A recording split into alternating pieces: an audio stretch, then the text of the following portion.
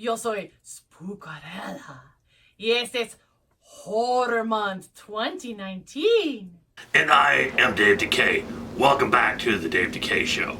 So, all month long here in October, we are doing the classic Universal horror films. La película de esta noche es Drácula. En español. Okay, so believe it or not, they actually made a Spanish Dracula film. Sí, It's included here on the Universal box set that we are reviewing. sí, es verdad.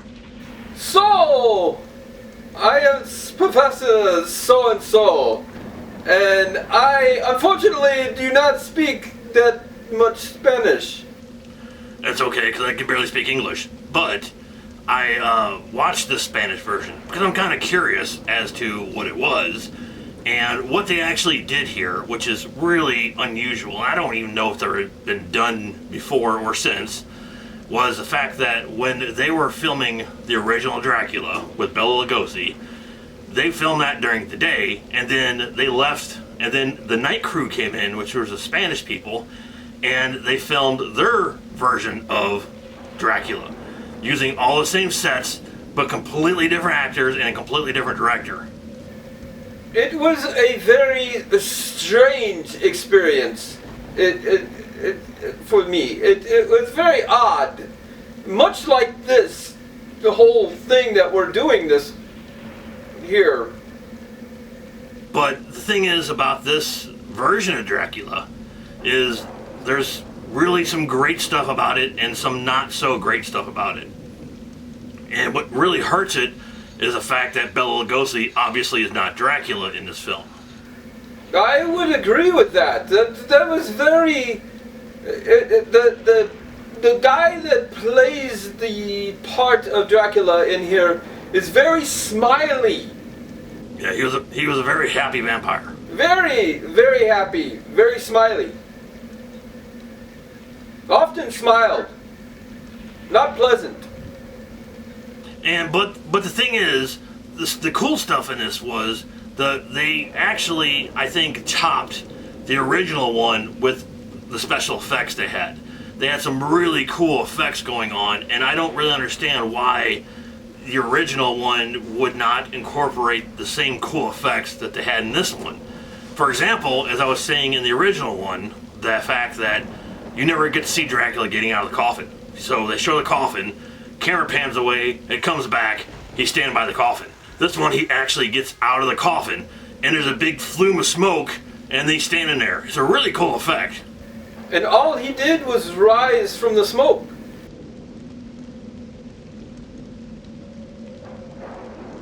So I actually like the actor who played Van Helsing better in this one than I did the original one. As far as Van Helsing's go, he was actually okay. I don't know, I just never really liked the original Van Helsing. He just seemed kind of non-Van Helsing-like. But in the Spanish version, he seemed much more intense, like he would be an actual Van Helsing. Yes. So, and the other thing that was kind of interesting in this film is it was a whole lot more provocative. Provocative. As in pro and voc. What does that mean? Is that a Spanish word? It's very provocative that you would say something like that. If you watch this show very carefully, this movie, and I did watch it very carefully, her dress, when she was sitting outside, you could actually see through her dress. So it actually had some nudity in it. Okay, Wolfman, calm down. Calm down. You okay, it's Professor So-and-so? I was just thinking of the provocativeness of Mina's dress.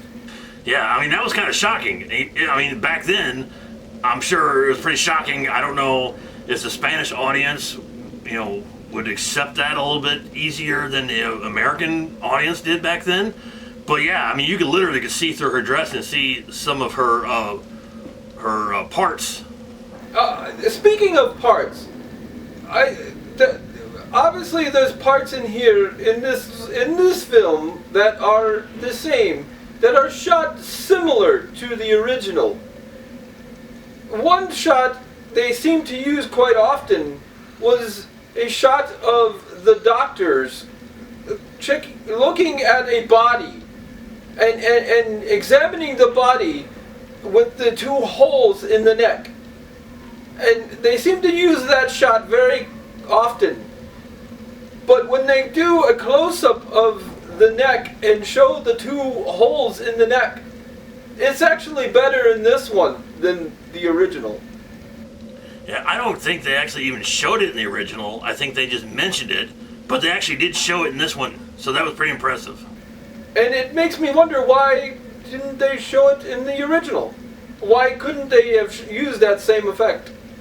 Well, I think that this one was directed a whole lot better than the original. I liked the shots, the way the director set up some of the different shots, and it was really kind of interesting when he was doing that because, like I said, it's the same sets, but it was filmed a lot better. So I think the directing in it was a whole lot better, and the effects were a whole lot better, and some of the acting was better, except Dracula himself, and that's what I think hurt this movie.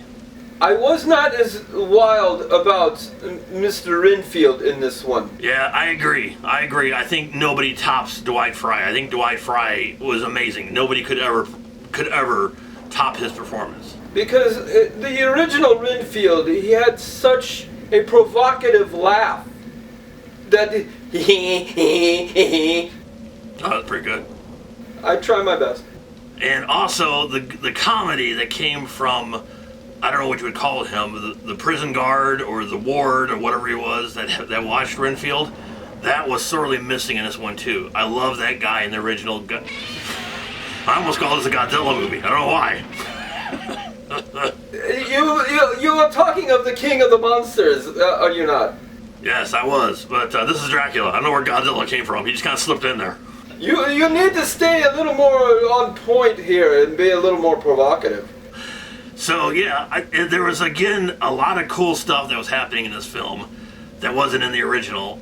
But if they had somehow gotten Bela Lugosi and stuck him in this film, I think this would have been, and Dwight Frye stuck him in this film, I think this would have been actually the better of the two films. And as it is now, I think it's directed better. I think the effects are better, and like I said, some of the acting's better, but I still have to give it up to the original. Did you notice that you could almost hear the director in the background in some scenes? I did not. I noticed that there is someone speaking right before the lines are given. And it was very odd. What, are you sure those were not the voices inside your head? So overall, I actually really thought this was cool, and I'm really glad that they added this to the whole Dracula library here on this Universal box set. So overall, I would give Dracula, the Spanish version, a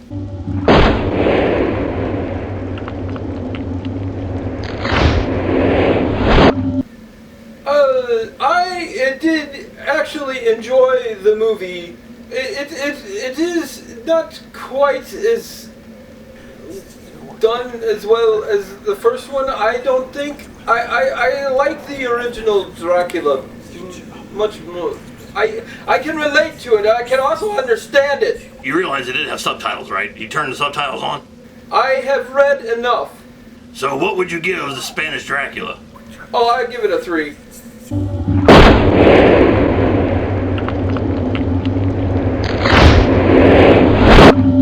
Alright, so there you go. There is our review for Spanish Dracula. And all month long, we are bringing you the classic Universal horror films. And up next is one of the biggest classics you will ever see, and it's probably even bigger than Dracula. Probably bigger than Dracula. So I'm really excited to bring that one to you next. So until then, as you know, everyone, stay spooky.